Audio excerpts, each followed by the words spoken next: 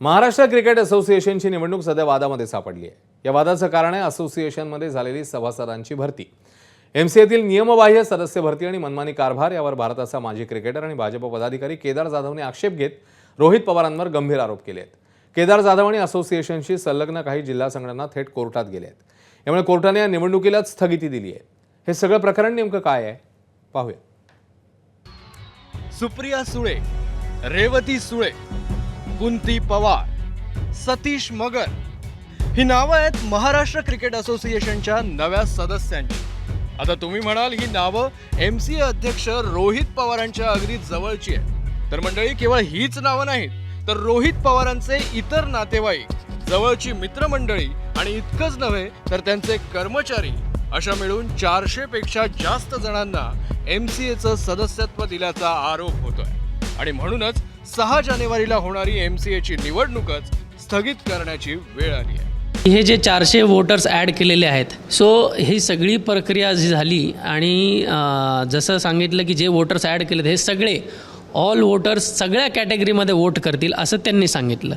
पण आधीच्या कॉन्स्टिट्यूशनप्रमाणे त्याच्यात लिहिलेलं आहे की फ्रॉम अँड अमंगस्ट, म्हणजे त्या कॅटेगरीमधली लोक त्याच कॅटेगरीमधले वोटिंग करणार आणि ते निवडून येणार, जे की सगळे वोटर्स सगळीकडे वोट करणार। अशा परिस्थितीत मला सांगा, ती जिल्हा संघटनेसाठी पण जर का 400 जण वोट करणार आहेत तर त्या जिल्हा संघटनांचा अधिकार काही राहिलाच नाही ना। तर मला वाटतं ह्या सगळ्या गोष्टी निदर्शनास आणणं गरजेचं होतं। केदार जाधवनं केलेले आरोप गंभीर आहेत। एमसीएची आजीवन सदस्य संख्या वर्षानुवर्ष 154 इतकी होती। मात्र ऐन निवडणुकीच्या आधी रोहित पवारांनी ती वाढवून 571 पर्यंत नेली। त्यासाठी वाटेल त्याला सदस्यत्व बहाल करण्यात आलं आणि याचाच विरोध करत केदार जाधव आणि काही जिल्हा क्रिकेट संघटनांनी न्यायालयात धाव घेतली।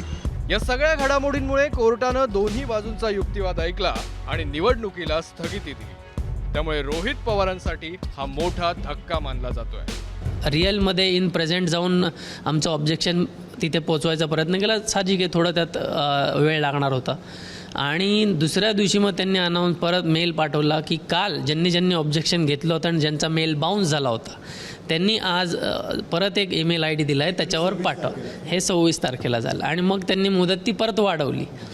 सो अशा खूप साऱ्या इरेग्युलरिटीज झाल्या तिथे आणि पारदर्शकता ही शून्य अशी जाणवली। आणि एक क्रिकेटर म्हणून मला वाटतं की याच्यावर आक्षेप घेणं गरजेचं होतं। आता या सगळ्या घडामोडींमुळे महाराष्ट्र क्रिकेट असोसिएशनच्या निवडणुकीत फक्त क्रिकेट प्रशासनच नाही तर इथलं राजकारणही चर्चेच्या केंद्रस्थानी आलंय। असोसिएशनच्या कारभाराबाबत प्रश्नचिन्ह निर्माण झालंय। त्यात आता पुढची सुनावणी 4 फेब्रुवारीला होणार असल्यानं मधल्या काळात आरोप प्रत्यारोपांनाही धार येईल यात शंकाच नाही। मंदार गोंजारी, ABP माझा, पुणे।